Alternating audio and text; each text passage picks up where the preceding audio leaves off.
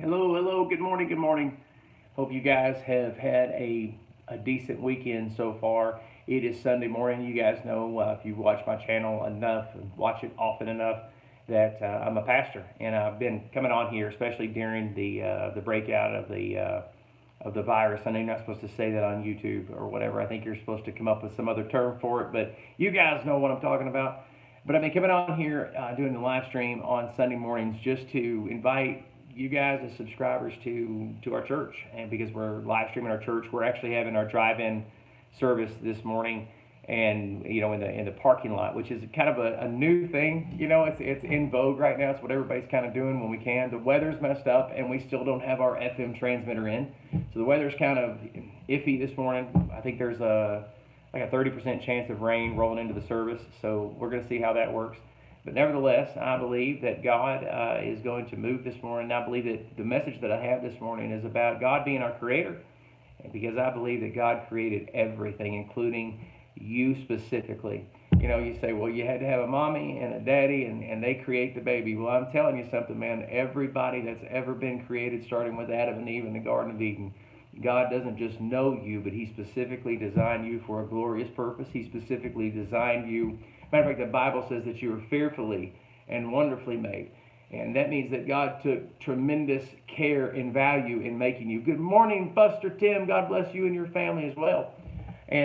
But seriously, I want you guys to come to the service this morning, be a part of our service. I'm just an old-fashioned Pentecostal preacher, and we start off this morning with I'm going to sneeze here in just a minute. Does anybody else, if you're watching this in like in the future or something, you sneeze like in the morning a bunch? I've been doing that since I was a little kid.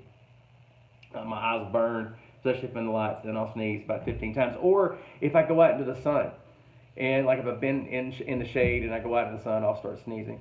Anyway, but I'm excited because a lot of times people are scared to ask God for miracles, and they don't think they're worthy for God to step into their dimension, into their little universe, and for God to perform the miracle. And I'm telling you, when we ask God to do the impossible, it magnifies who He is, because He's God. And it's okay to ask God for the miracle. It's okay to ask God for the impossible.